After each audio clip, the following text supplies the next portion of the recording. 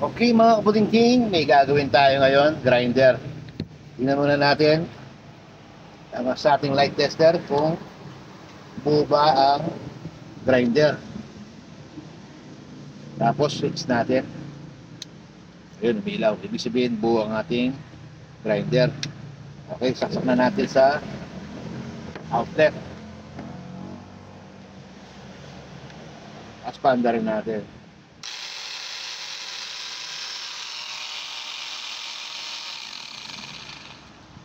Hangit, no? Hangit yung boses. Unplug natin.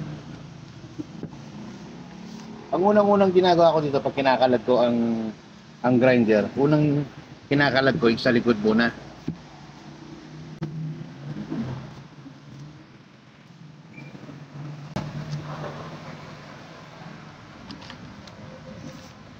Tinatanggal ko muna yung carbon.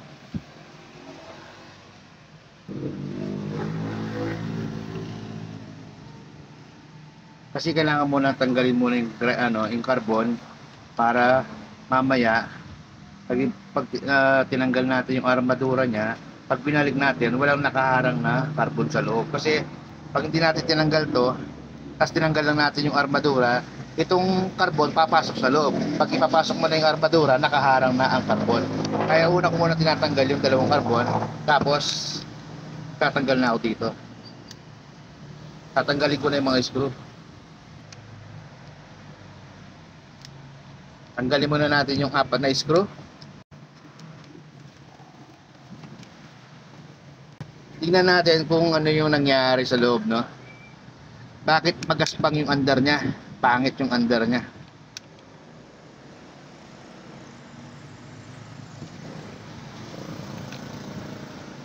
Ayun, kaya naman pala tanggal ang bearing. Ito na lang naiwan, no?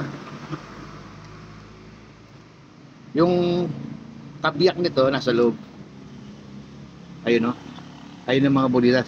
Napakita ko yung mga bulitas. Ayun, no? Ayan.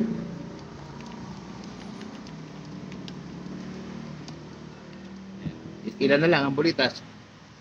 Wala na yung mga iba. Ayun na. Yung kapartner niya nasa loob.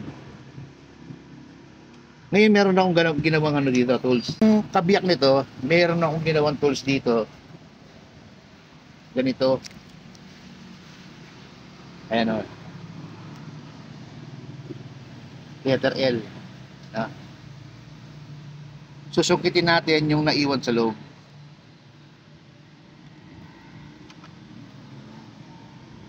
Yung naiwan sa loob, kunin natin.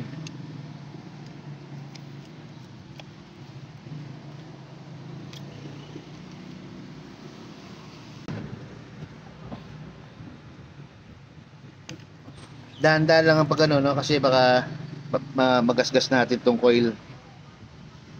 Pero gumalaw na siya ng konti.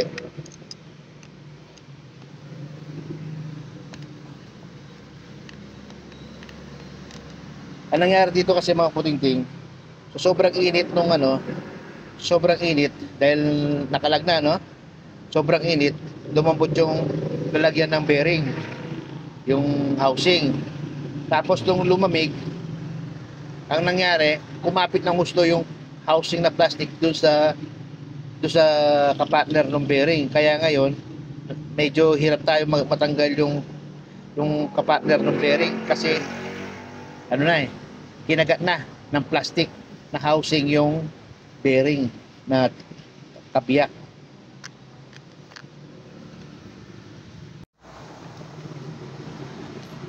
Ito, natanggal na natin. Dandan lang. Ayun. Ito ang kapartner ng bearing. Ngayon, tanggalin naman natin itong natira sa armature. Ito ang pangtanggal ko, puller.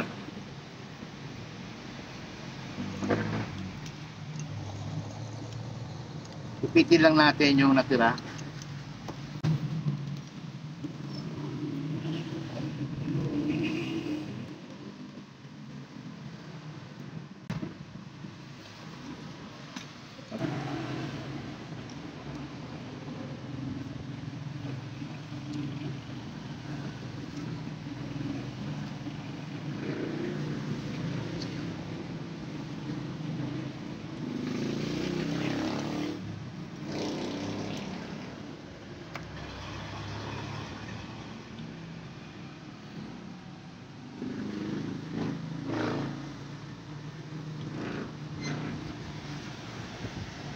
Okay.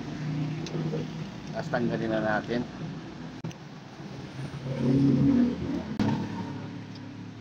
Ay, sumama na. Tanggalan natin.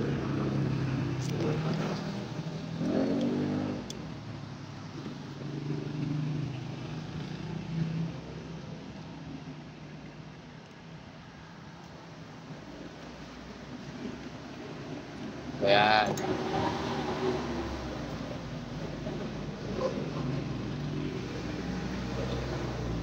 Yan ang bibili natin mga butinting. Pili muna tayo.